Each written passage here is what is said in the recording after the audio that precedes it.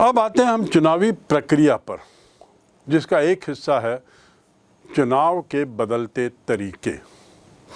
आखिर क्या थे चुनाव के बदलते तरीके?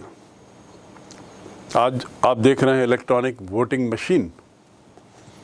इतना सा डब्बा होता है, उसमें कैंडिडेट्स के चुनाव चिन्ह रहते हैं। एक बटन को दबा दीजिए, अपने आप मैथमेटिकल कैलकुलेशन कैलकुलेटर जैसे सिस्टम, कंप्यूटर जैसे सिस्टम में हो जाता है और काउंटिंग भी हो जाती है। इसके जरिए मतदाता उम्मीदवारों के बारे में अपनी पसंद पर बटन दबा देते हैं। लेकिन शुरू में क्या होता था? शुरू में इसके लिए बड़ा दूसरा तरीका अपनाया गया, और वो तरीका सुन के आपको हंसी आएगी कि एक एक कैंडिडेट के नाम से एक एक बॉक्स होता था।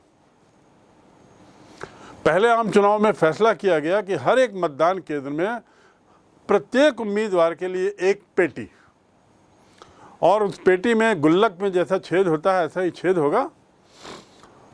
मतदान करने वाला व्यक्ति जाएगा और जिस व्यक्ति को मत देना है उसकी पेटी के सामने जाकर कागज को गिरा देगा, और सबको दुनिया को मालूम हो जाएगा कि किसने किसको मत दिया, जो स्वयं में एक बहुत बड़ा खतरा है, क्योंकि उम्मीदवार और पार्टी के लोग पैनी नज़र रखते हैं कि कौन मुझे मत नहीं दे रहा है, और फिर बाद में उसका बदला लेने की कोशिश करते हैं। लेकिन शुरुआत में ऐसी बुराई उस हद तक नहीं थी, इसलिए पेटियां रखी गई और कोई अन्य चारा भी नहीं था। मत पेटी पर उम्मीदवार का नाम नहीं था, क्योंकि अधिकतर लोग अशिक्षित थे, तो चुनाव चिन्ह दिया गया। हर मतदाता को एक खाली मतपत्र दिया गया, और उस खाली मतपत्र को वह अपने पसंद के उम्मीदवार की पेटी में डाल देता था। आपको मालूम होना चाहिए कि इस काम के लिए करीब 20 लाख स्टील के बॉक्स बने। 20 लाख। उन स्टील के बॉक्सों को ढोना, ले जाना, वो भी तब जब आवागमन के साधन भी सरल सुगम नहीं थे, सड़कें नहीं थी, अंदरूनी इलाकों में मतदान केंद्र थे, पहाड़ी इलाकों में, दुर्गम इलाकों में मतदान केंद्र थे। वहाँ इन बॉक्स को लेके जाना बड़ा कठिन काम था, लेकिन काम हुआ। 20 लाख बॉक्स बने। शुरुआती 2 चुनाव के बाद इसमें थोड़ा सा बदलाव आता है। अब मतपत्र पर जो खाली था, अब वो भरा हुआ रहा। एक मतपत्र पर सभी उम्मीदवारों के नाम और उनका चुनाव चिन्ह। नाम और चुनाव चिन्ह दोनों। पढ़ने वाले नाम पढ़ के चुनाव चिन्ह, देखने वाले, न पढ़ने वाले, न पढ़ सकने वाले चुनाव चिन्ह के आधार पर उस पर अपनी मोहर लगा देते थे। फिर मतपत्र को पलटते थे और उसको एक मत पेटी में डाल देते थे। अर्थात पहले जहां जितने उम्मीदवार उतनी मत पेटी, ऐसा नहीं। अब जितने भी उम्मीदवार हों, मत बॉक्स एक रहेगा, बैलेट बॉक्स। सभी मतदाताओं को अपना मत उस बॉक्स में डालना है, और उसके बाद उनकी छटनी होती थी मतगणना के समय। छटनी में सपोज उस बॉक्स के अंदर 1000 मतपत्र हों, जिसमें से 500 किसी एक दल को, तो 500 को अलग किया काउंटिंग करके, 200 किसी एक दल के व्यक्ति का है तो 200, ऐसा करते हुए काउंटिंग होती थी। ये वाला जो तरीका है, एक मतपत्र एक बैलेट बॉक्स, ये तरीका 40 साल तक अपनाया गया। अर्थात 1957 से के बाद लगभग 40 वर्षों तक ये प्रक्रिया चली। अधिकतर समय तक यही चला। लेकिन 2004 में पूरे देश में EVM का इस्तेमाल चालू हुआ, जिसे हम इलेक्ट्रॉनिक वोटिंग मशीन कहते हैं। और ये एक सफल प्रयोग रहा। जब तब इस पर कई लोग, विशेषकर पराजित दल, इसकी निष्पक्षता पर सवाल उठाते हैं, लेकिन इसकी सत्यता पर अधिकतर लोगों का अभी भी विश्वास है, और इसलिए इलेक्ट्रॉनिक वोटिंग मशीन का उपयोग सतत रूप से लगातार किया जा रहा है। ये जो मशीन है 1982 में पहली बार केरल में आई थी, केरल के एक विधानसभा में, और दूसरी बार नवंबर 98 में, 82 के बाद 98 में इसका उपयोग हुआ। तब 16 विधानसभा क्षेत्रों में इसका उपयोग थोड़े बड़े स्तर पर किया गया।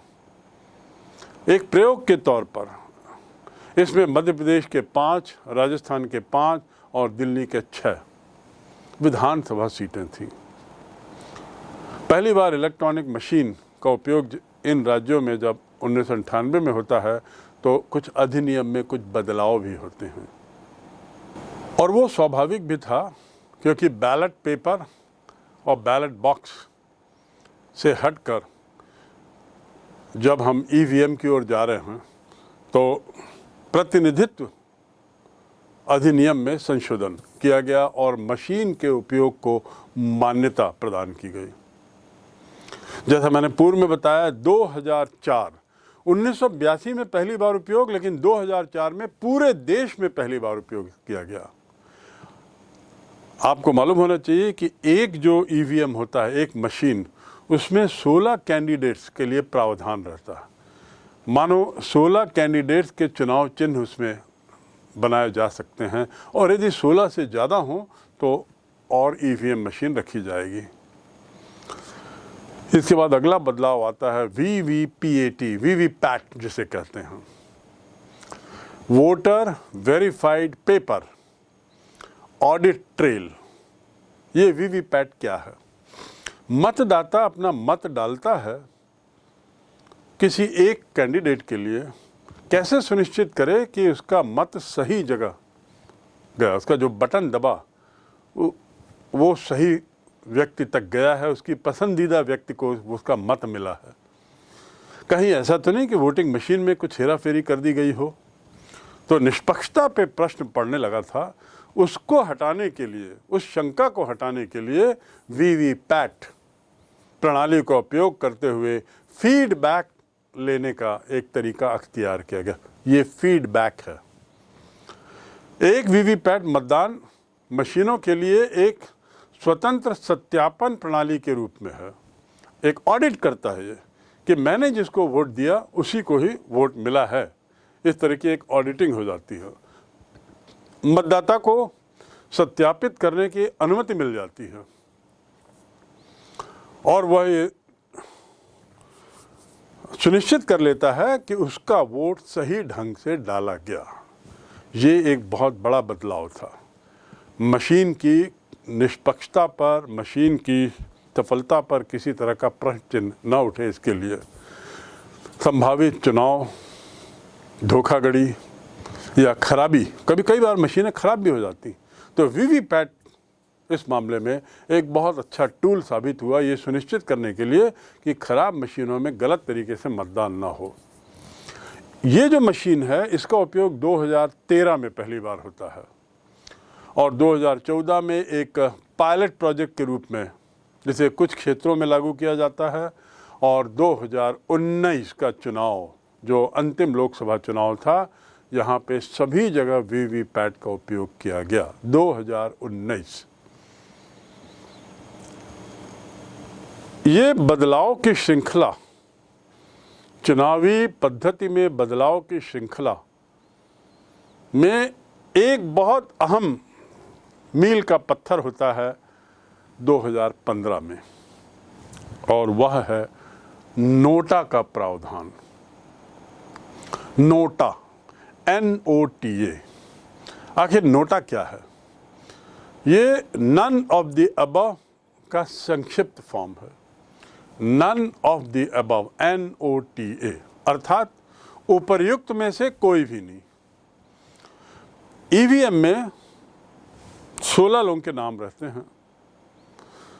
क्योंकि 16 का नाम रहता है, अंतिम नाम उसमें रहेगा नोटा के रूप में। समझ लीजिए नोटा एक नाम है। इसके तहत मतदाता को यह स्वतंत्रता है कि यदि वह अपने क्षेत्र से खड़े हुए किसी भी उम्मीदवार से खुश नहीं है या अपने क्षेत्र में खड़े हुए किसी भी उम्मीदवार को पसंद नहीं करता और उनके पक्ष में मत नहीं देना चाहता, तो वह नोटा का बटन दबा दे और ऐसा करते हुए वह यह बताएगा कि मुझे ये कोई भी उम्मीदवार या इनके विचार या इनके दल पसंद नहीं है। नन ऑफ द अबव, इनमें से कोई भी नहीं। 2015 में पूरे देश में लागू हुआ। 2013 के विधानसभा चुनाव में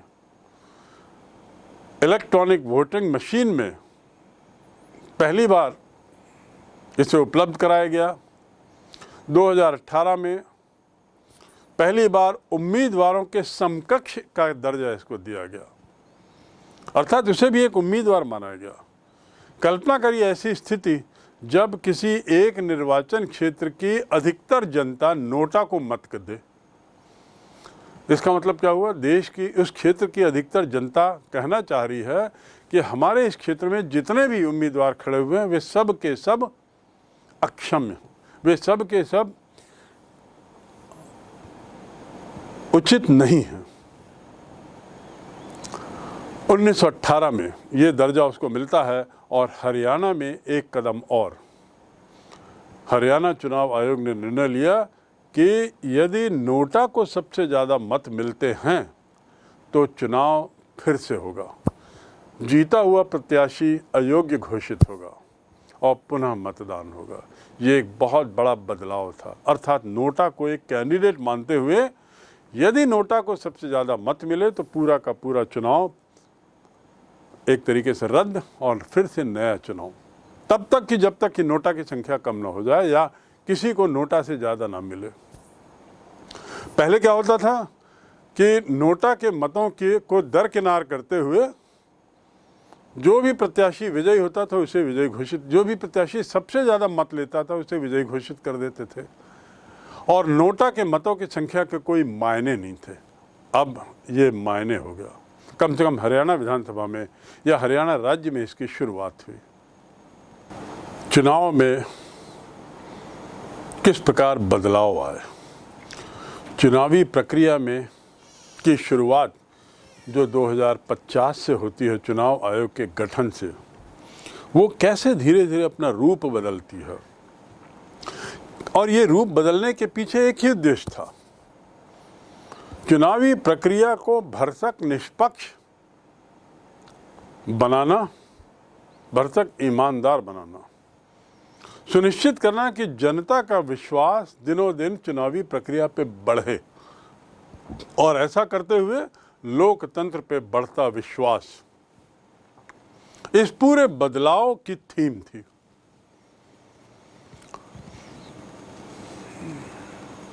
अब हम आते हैं चुनावी प्रक्रिया को समझने के बाद हम आते हैं दलगत राजनीति। भारत में राजनीतिक दलों का उदय कैसे हुआ।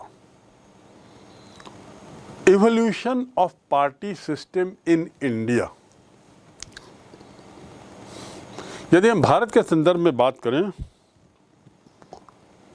तो राजनीतिक दलों के विकास के अध्ययन को हम दो भागों में बांट सकते हैं। पहला ब्रिटिश काल और दूसरा स्वतंत्र भारत। ब्रिटिश काल में भारतीय दल थे क्या? निश्चित ही थे। मैंने आपको पूर्व में बताया कि 1935 का चुनाव भारत में लोकतांत्रिक प्रक्रिया में एक मील का पत्थर है, एक माइलस्टोन है, क्योंकि उसमें भारतीय दलों ने और भारतीय मतदाताओं ने बढ़ चढ़ के भाग लिया था। सरकारें बनाई थी कांग्रेस ने, मुस्लिम लीग ने और कुछ अन्य दलों ने। भले ही वे सरकारें ज़्यादा दिन नहीं चली, 2-3 माह अधिकतम, लेकिन एक अनुभव तो हुआ था और यही अनुभव बाद में हमारे बहुत काम आया। तो पहले हम पढ़ते हैं ब्रिटिश काल के समय के राजनीतिक दल और उनका विकास, अर्थात evolution of party system during British period. ये इसलिए भी संभव था या हुआ पार्टियों का उदय ब्रिटिश काल में क्योंकि ब्रिटेन स्वयं लोकतांत्रिक देश था, दलीय व्यवस्था में विश्वास करता था, दलगत राजनीति विचारों पर आधारित थी और इसलिए निश्चित रूप से उसका असर भारत पे भी पड़ा। पहला राजनीतिक दल अखिल भारतीय कांग्रेस, याद रखेंगे, जिसकी स्थापना 1885 में हुई थी। और इसकी स्थापना का श्रेय एक अंग्रेज को जाता है, ए.ओ. ह्यूम। इसके पीछे क्या इतिहास है, इसे आप कहीं और अध्ययन करेंगे कि आखिर एक अंग्रेज क्यों भारतीय दल की स्थापना के पीछे, वो भी राष्ट्रीय आंदोलन का नेतृत्व करने वाले दल के पीछे एक अंग्रेज अधिकारी को श्रेय क्यों दिया जाता है। फिलहाल यहाँ पर आपको याद रखना है कि पहला राष्ट्रीय दल, पहला राजनीतिक दल अखिल भारतीय कांग्रेस।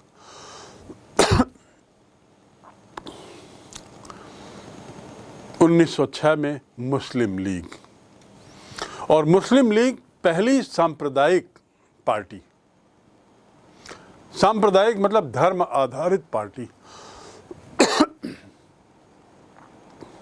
वो मुस्लिमों के लिए थी। हिंदू महासभा 1916 में, वो भी एक सांप्रदायिक पार्टी थी, और अकाली दल 1920 में, यह भी सांप्रदायिक थे, धर्म आधारित दल थे।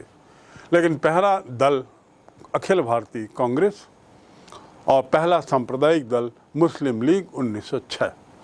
इसके पीछे अंग्रेजों की बहुत बड़ी भूमिका थी, धर्म आधारित राजनीतिक दलों की स्थापना के पीछे। भारतीय साम्यवादी दल 1920 में, और फिर सुभाष चंद्र बोस के नेतृत्व में फॉरवर्ड ब्लॉक, जो कांग्रेस से अलग हुआ था। कांग्रेस के ही कुछ नेता, कांग्रेस के ही कुछ समर्थक अलग हो गए थे विचारधारा के आधार पर, और सुभाष चंद्र बोस के नेतृत्व में उन्होंने एक अलग गुट बनाया था जिसे कहा था फॉरवर्ड ब्लॉक। ये दूसरी पार्टी थी, और एक तरीके से हम कह सकते हैं कि फॉरवर्ड ब्लॉक जो है वो कांग्रेस से के टूटने का पहला धड़ था। गत 70-80 वर्षों में कांग्रेस कितनी बार टूट गई, इसका अध्ययन हम और आगे करेंगे। लेकिन इसकी शुरुआत की यदि हम बात करें तो वो नेताजी सुभाष चंद्र बोस 1938, उसके पीछे क्या व्यवस्था थी जो सुभाष चंद्र बोस ने कांग्रेस दल छोड़ के फॉरवर्ड ब्लॉक बनाया, इसका इतिहास भी कहीं और आप पढ़ सकते हैं। तो कम्युनिस्ट पार्टी दूसरी राष्ट्रीय पार्टी बनी, फिर फॉरवर्ड ब्लॉक आई जो गैर धार्मिक आधारों पे खड़ी हुई। रही बात क्षेत्रीय दलों की, तो उसमें यूनियनिस्ट पार्टी जो पंजाब में थी, जैसे अकाली दल पंजाब में था लेकिन धार्मिक आधारों पे था, स्वराज दल महाराष्ट्र में, और जस्टिस पार्टी तमिलनाडु में। जस्टिस पार्टी तमिलनाडु में, ये तीन क्षेत्रीय पार्टियों का उदय होता है ब्रिटिश काल में।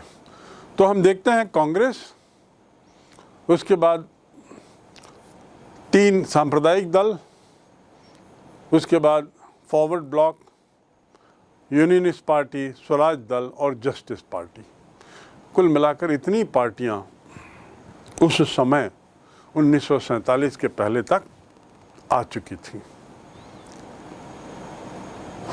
रही स्वतंत्र भारत के समय के दलीय राजनीति के विकास की गाथा, तो उसकी शुरुआत हम कर सकते हैं स्वतंत्र भारत में अखिल भारतीय कांग्रेस और कम्युनिस्ट पार्टी। क्योंकि बाकी जिन दलों का मैंने जिक्र किया है ये अस्तित्व से या तो गायब हो गई या मुस्लिम लीग जैसी पार्टी पाकिस्तान चली गई। अकाली दल जरूर बना रहा। तो अखिल भारतीय कांग्रेस और साम्यवादी दल राष्ट्रीय स्तर के दल बने रहे, लेकिन स्वतंत्रता के बाद नए दल बनने, उनके विभाजन होने, उनके ध्रुवीकरण की प्रक्रिया जो शुरू हुई वो अब तक जारी है। जैसा मैंने इशारों में कहा, कांग्रेस दल न जाने कितनी बार टूट चुका है।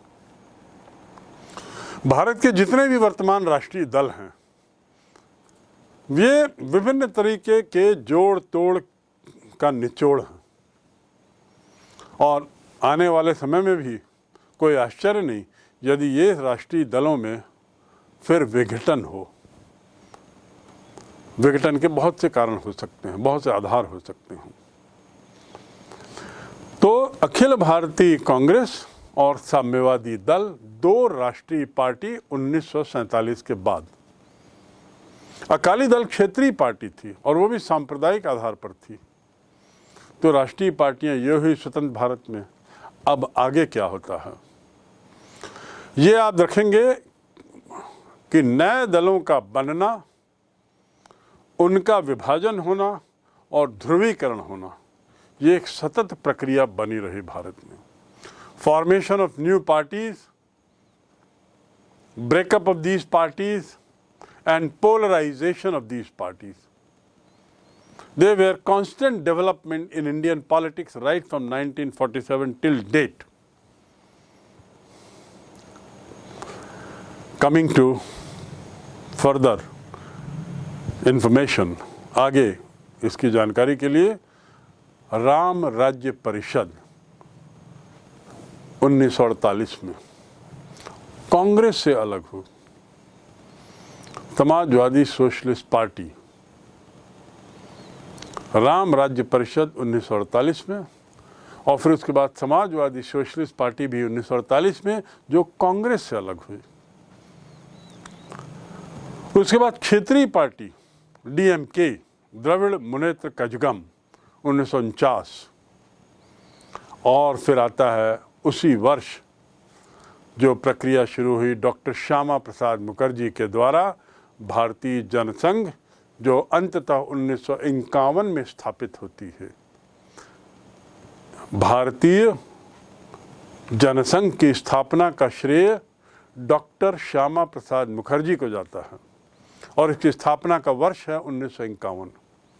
इसका जिक्र विशेष रूप से इसलिए भी करना जरूरी है कि ये वही दल है जो वर्तमान भारतीय जनता पार्टी के मूल में है। जैसा मैंने कहा, लगभग सभी राष्ट्रीय दल टूटने की प्रक्रिया से, विघटन की प्रक्रिया से, ध्रुवीकरण की प्रक्रिया से गुजरती रही और गुजरती रहेंगी, लेकिन मूल में, वर्तमान में भारतीय जनता पार्टी जो है उसके मूल में यही भारतीय जनसंघ है, जिसके संस्थापक 1951 में डॉक्टर श्यामा प्रसाद मुखर्जी थे। श्री राजगोपालाचारी के नेतृत्व में स्वतंत्र पार्टी 1959 और 1969 में बहुत बड़े घटनाक्रम में 1969 वही वर्ष है जब गांधी का शताब्दी वर्ष मनाया गया।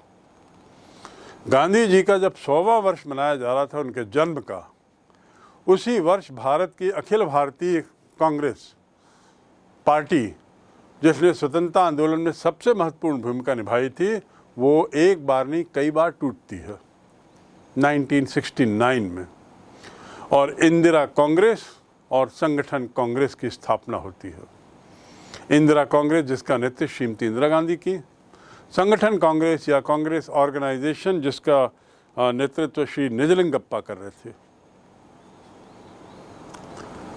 1973 बलराज मधोक लोकतांत्रिक मोर्चा, 1974 भारतीय लोकदल जिसके मुखिया थे चौधरी चरण सिंह, जो बाद में कुछ समय के लिए प्रधानमंत्री भी बने। 1977 में एक बहुत बड़ा बदलाव आता है और वह है जयप्रकाश नारायण के आशीर्वाद से स्थापित जनता पार्टी।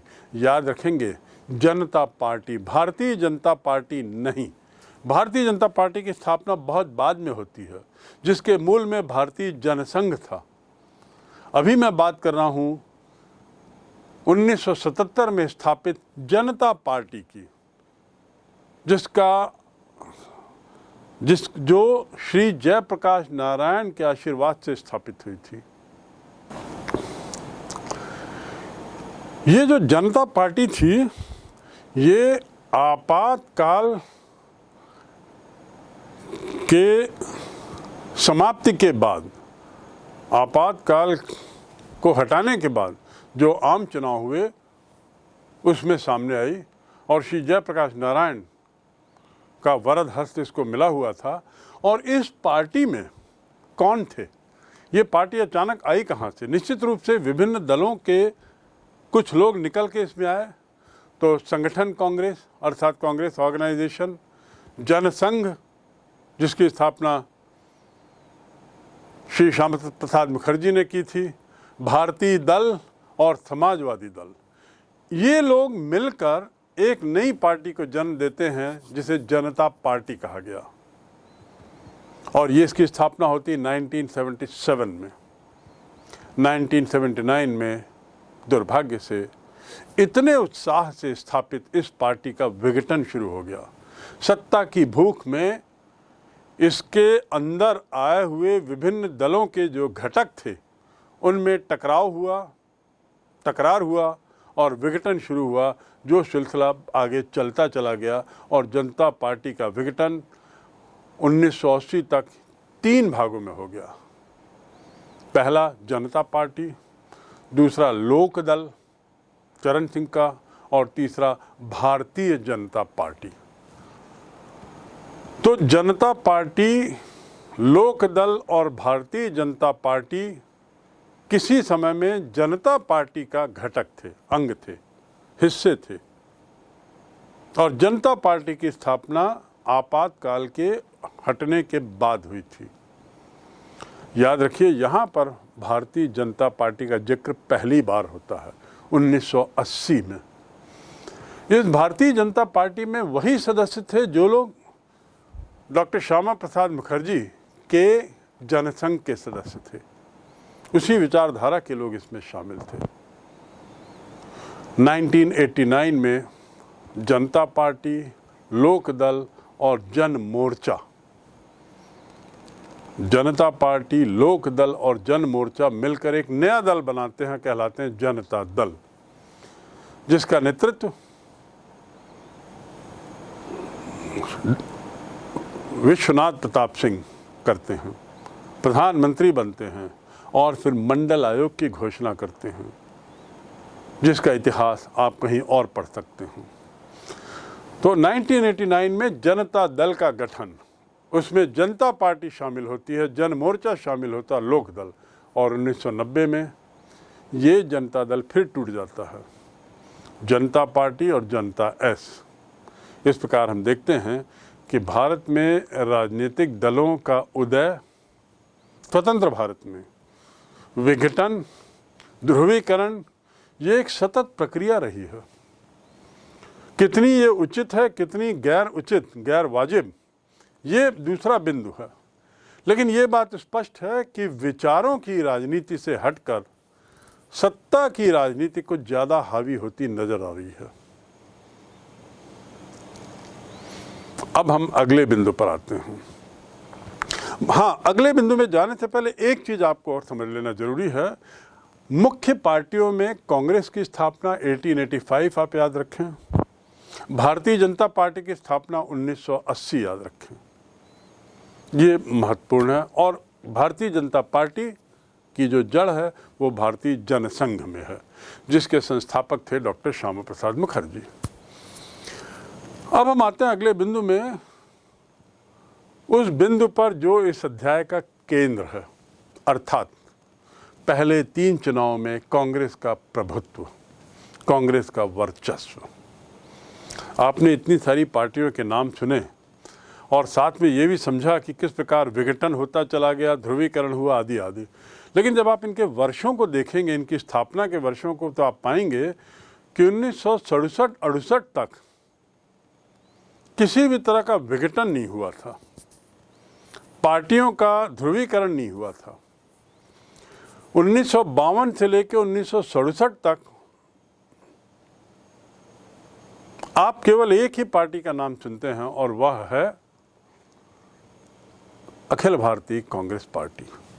कुछ क्षेत्रीय पार्टियां जरूर हुई, लेकिन उनका अस्तित्व नहीं के बराबर था। कांग्रेस के विशाल वृक्ष के नीचे ये पार्टियां बहुत नगण्य थीं, इनकी उपस्थिति नगण्य थी। पहला आम चुनाव 1952,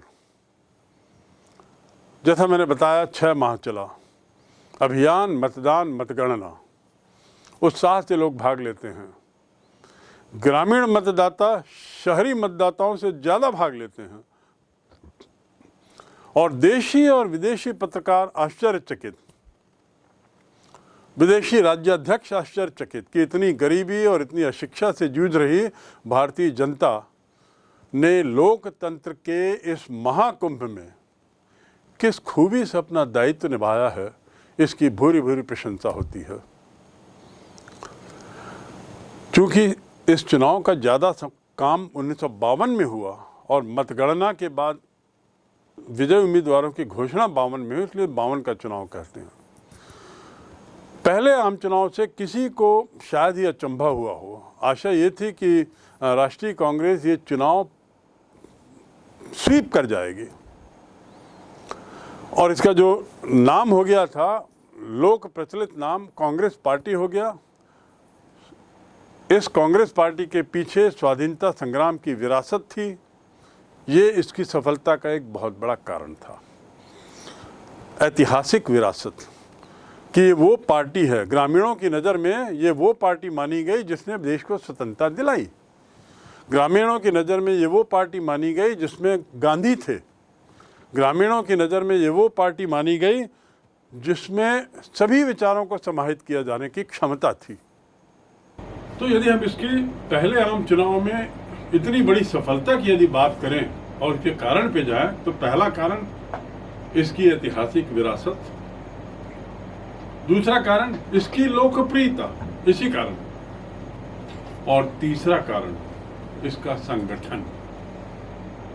एकमात्र पार्टी जिसका संगठन पूरे देश में था। संगठन के मायने क्या? संगठन मतलब ऑर्गेनाइजेशन। गांव-गांव तक इसकी पहुंच थी, इसके कार्यकर्ता थे, इसके विचार वहां तक पहुंच चुके थे। अंदरूनी इलाकों में भी लोग कांग्रेस नाम जानते थे और इससे जुड़े हुए लोग जो स्वतंत्रता आंदोलन में भी थे, पूरे समर्पित थे। तो संगठन एक बहुत महत्वपूर्ण कारण था। बाकी पार्टियां खड़ी तो हुई, कोई नई पार्टी बनी मद्रास में, पर उसके पास कार्यकर्ता नहीं थे जिनकी पहुंच तमिलनाडु क्षेत्र के अंदरूनी इलाकों में हो। जस्टिस पार्टी बनी, फॉरवर्ड ब्लॉक बना, या जो भी पार्टियां बनी, इनकी कोई ऐसी हायरार्की नहीं थी जिसके माध्यम से गांव के अंदरूनी इलाकों तक पहुंचा जाए। और जैसा मैंने कहा, पहले चुनाव में ग्रामीण मतदाताओं ने बड़े उत्साह से भाग लिया शहरी मतदाताओं की तुलना में। तो एक कारण इसकी सफलता का, इसके वर्चस्व का, इसका संगठन। अगला कारण, गांधी का नाम कांग्रेस से जुड़ा हुआ था। उसके बाद अगला कारण, जवाहरलाल नेहरू स्वयं इस पार्टी में थे। वो भी देश के एक बहुत बड़े नेता थे। इस पार्टी में खुद जवाहरलाल नेहरू, जिनके पास एक करिश्माई व्यक्तित्व और लोकप्रियता की इमेज थी। करिश्माई व्यक्तित्व बहुत बड़ी बात थी। अगला कारण की सफलता का, नेहरू द्वारा चुनाव की अगुवाई। अर्थात नेहरू दिल्ली में नहीं बैठे रहे, चुनाव प्रक्रिया में उन्होंने उसी उत्साह से भाग लिया जिस उत्साह से राजनीतिक पार्टियों को भाग लेना चाहिए। पूरे देश में चुनाव प्रचार किया और ऐसा किया मानो कि विरोधी दलों के साथ इनकी बराबरी की टक्कर हो। अर्थात मान के नहीं चल रहे थे कि हमारी विजयी होगी तो चुनाव प्रचार की जरूरत नहीं है, ऐसा नहीं। उनके इन प्रयासों ने भी लोकतंत्र की नींव को मजबूत करने में बहुत अहम भूमिका निभाई। लोकतंत्र को जमीनी स्तर पर पहुंचाने में बहुत अहम भूमिका निभाई। क्योंकि दूर दराज क्षेत्रों में नेहरू ने जाके जो भाषण दिए, प्रचार के लिए उन्होंने जो जो तरीके अपनाए, लोकतांत्रिक तरीके, विरोधी दलों ने उसका भी अनुसरण किया, सीखा। जब चुनाव परिणाम घोषित होते हैं तो कांग्रेस की भारी जीत, इससे बहुतों को आश्चर्य हुआ। 489 सीटों में चुनाव हुए जिसमें 364 में कांग्रेस जीतती है। अर्थात 120 से 125 सीट कांग्रेस नहीं जीत पाई। इसके मायने क्या हुए? बहुत आगे नंबर 2 और नंबर 1 के बीच में सीटों का बहुत बड़ा अंतर। आप सूची देखिएगा जिसका जिक्र मैं करूंगा, बहुत आगे चली गई। और जहां तक सीटों पर जीत हासिल करने का सवाल है, कम्युनिस्ट पार्टी दूसरे स्थान पे रही।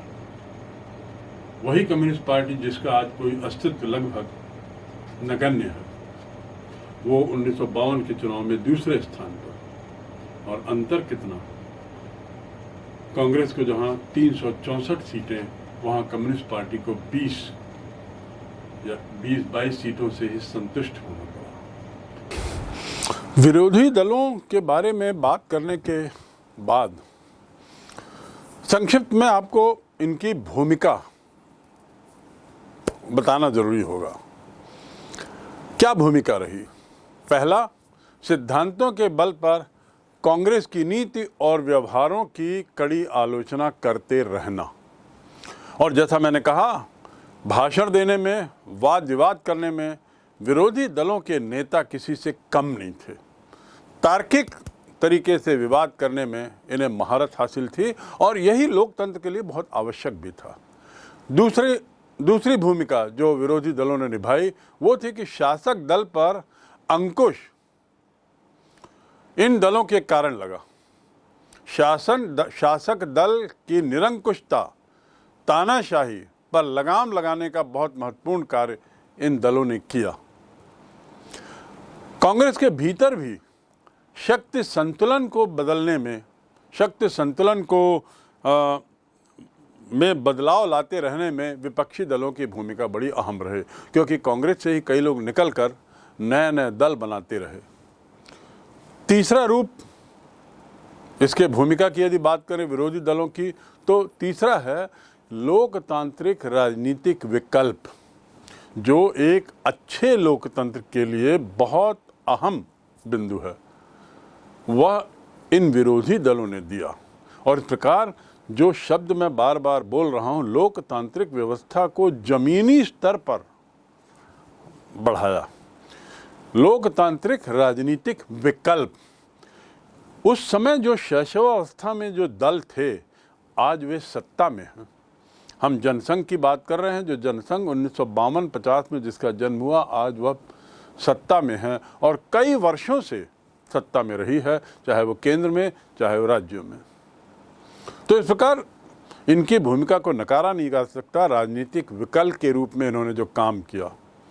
चौथी भूमिका, शुरुआती सालों में कांग्रेस और विपक्षी दलों के नेताओं के बीच में जो गहरा सम्मान था, जिसके बहुत से कारण थे, उस सम्मान के परिणाम स्वरूप एक अच्छी परंपरा लागू हुई। और उसी परंपरा का परिणाम था कि कांग्रेस इतना भारी भरकम वर्चस्व होते हुए भी तानाशाही रवैया अपनाने से दूर रही। और अंतिम है कि विपक्षी दल के कुछ नेताओं को सरकार में भी शामिल किया जाना, यानी उनकी ऐसी भूमिका भी थी कि वह सरकार में रहते हुए भी विपक्षी दल के हों। और इस प्रकार हम देख सकते हैं कि मंत्रिमंडल में B.R. अम्बेडकर थे, श्यामा प्रसाद मुखर्जी थे, ये दोनों प्रखर विपक्षी नेता थे। इनका सरकार में रहना और विपक्षी दलों की आवाज़ को रखना, ये एक स्वयं में एक बहुत अच्छी लोकतांत्रिक व्यवस्था का शानदार उदाहरण है। चुनावी राजनीति की यदि बात करें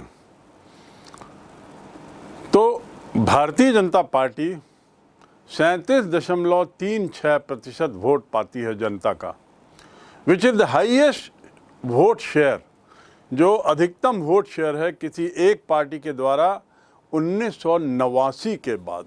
याद रखेंगे 1989 यानी VP सिंह के प्रधानमंत्रित्व का काल, जब मंडल कमीशन लागू होता है, मंडल आयोग आता है और अदर बैकवर्ड क्लासेस की एक कैटेगरी के लिए आरक्षण का प्रावधान आता है, जिसको लेकर पूरे देश में भूचाल मचता है।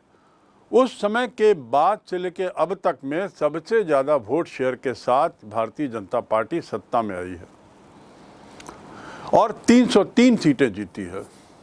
इस प्रकार उसने अपनी सीटों में और बढ़ावा किया है। इसके अलावा जो यदि हम नेशनल डेमोक्रेटिक फ्रंट की बात करें या अलायंस की बात करें, NDA, तो 353 सीटें हैं इसके पास 545 में, एक बहुत बड़ी संख्या है। तुलना करें कांग्रेस से, वह काल उस काल का जिसे हम वर्चस्व का काल कहते हैं, जहां उसके पास 364, 367, 371 सीटें थी, इस चुनाव में उसकी संख्या घटकर, सीटों की संख्या घटकर मात्र 52 हो गई। और इस प्रकार जो वर्चस्वता कांग्रेस की उस समय थी, कमोबेश वैसी ही वर्चस्वता पिछले गत 15 वर्षों से भारतीय जनता पार्टी की है। आज कांग्रेस की यह स्थिति हो गई कि 10% सीट भी उसे नहीं मिली है, जो कि आवश्यक है इस बात के लिए कि विरोधी दल का नेता उस दल से आता है जो 10% सीटें जिसे लोकसभा की मिलती हैं, और विरोधी दल के नेता को लोकसभा के मंत्री का दर्जा मिलता है। दुर्भाग्य से कांग्रेस का ये हश्र हुआ है कि उसे 10% सीट न मिलने के कारण विरोधी दल के नेता के पद से भी वो वंचित रह गई। कांग्रेस के नेतृत्व में जो यूपीए है, यूनाइटेड प्रोग्रेसिव अलायंस, उसे 91 सीट मिली हैं। 52 कांग्रेस को और शेष सीटें यूपीए को के अलायंस को, कुल सीटें इनकी 91 हो गई। उसके अलावा एक तीसरा गुट है एनडीए, फिर यूपीए और तीसरा गुट, उसे कुल 98 सीट मिलती हैं। अध्याय के प्रारंभ में हमने जिन बिंदुओं को बताया था और कहा था कि इन बिंदुओं पर अध्ययन होगा, उम्मीद है वे सारे बिंदु अब आपको स्पष्ट हो गए होंगे।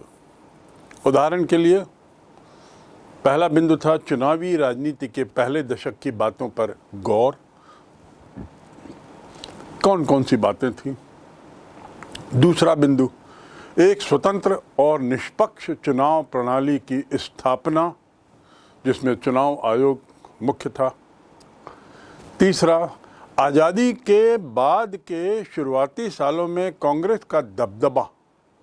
और चौथा और अंतिम, विपक्षी दलों और उसकी नीतियों का उद्भव। ये चारों बिंदु आपके इस अध्याय की समाप्ति होते होते पूरे कर लिए गए हैं। कांग्रेस की सफलता के कारणों की यदि बात करें तो एक बहुत बड़ा कारण था उसके विभिन्न गुटों में तालमेल और सहनशीलता। अगर कोई समूह नाखुश था तो भी वो पार्टी में बना रहता था, पहली बात। दूसरी बात, पार्टी को छोड़कर विपक्षी की भूमिका से बाहर रहकर दूसरे समूह से लड़ना उसे उचित नहीं लगता था। तीसरा, कांग्रेस की गठबंधनी स्वभाव, जिसे मैं इस तरीके से कहूँगा, कांग्रेस के स्वभाव में था गठबंधन की नीति। तो उसका जो गठबंधनी स्वभाव था, उसकी जो गठबंधनी प्रवृत्ति थी, जिसमें जो भी आए वो गठबंधन में शामिल हो जाए, उसने भी कांग्रेस को के वर्चस्व को बनाए रखने में अहम भूमिका निभाई। और चौथा है सुलह की नीति, समझौते के रास्ते पर चलना और सर्व समावेशी होना, जो किसी भी एक गठबंधन की विशेषता होती है, उसका प्रारंभिक काल में कांग्रेस ने बखूबी पालन किया। कांग्रेस के प्रभुत्व की जो प्रकृति को जिस तरीके से हमने समझा, उसे हम कुछ इस रूप में भी देख सकते हैं। खासकर जब हम तुलना करें अन्य देशों के साथ भी तो और स्पष्ट हो जाएगा। जिसमें पहले है कांग्रेस के प्रभुत्व की स्थिति, अन्य देशों में एक पार्टी के प्रभुत्व और भारत में एक पार्टी के प्रभुत्व में अंतर क्या। तो अन्य देशों की यदि बात करते हैं तो उसमें लोकतंत्र की कीमत पर एक पार्टी का प्रभुत्व रहा, और उसमें उदाहरण है चीन, क्यूबा, सीरिया। संविधान में सिर्फ एक ही पार्टी के लिए अनुमति थी। दूसरी ओर भारत की यदि बात करें तो एक पार्टी का प्रभुत्व लोकतांत्रिक परिस्थितियों में हुआ। लोकतांत्रिक तरीके से एक पार्टी सामने आई तो उसमें कोई गलत नहीं है। और इसको हम दो बिंदुओं में देख सकते हैं। मुख्य और निष्पक्ष माहौल में एक के बाद एक चुनाव होना एक कारण था, दूसरा कारण था कांग्रेस एक सुगठित पार्टी थी, और तीसरा था आज़ादी के आंदोलन के दौरान उसकी जो ऐतिहासिक भूमिका थी। ये 3 बिंदु हुए। जहाँ तक अन्य देशों की बात है, उसमें एक और बिंदु हम जोड़ सकते हैं, वह है म्यांमार, बेलारूस और इरिट्रिया। इन देशों में जो है व्यवस्था, शासन व्यवस्था कहने को तो लोकतांत्रिक, लेकिन सैन्य उपायों के बल पर। पाकिस्तान में भी बहुत बार ऐसा हुआ जब तथाकथित लोकतांत्रिक व्यवस्था के नाम पर फौज के जनरल सत्ता में आते हैं, फौज के जनरल सत्ता में रहते हुए चुनाव कराते हैं। ये कतई निष्पक्ष नहीं थे।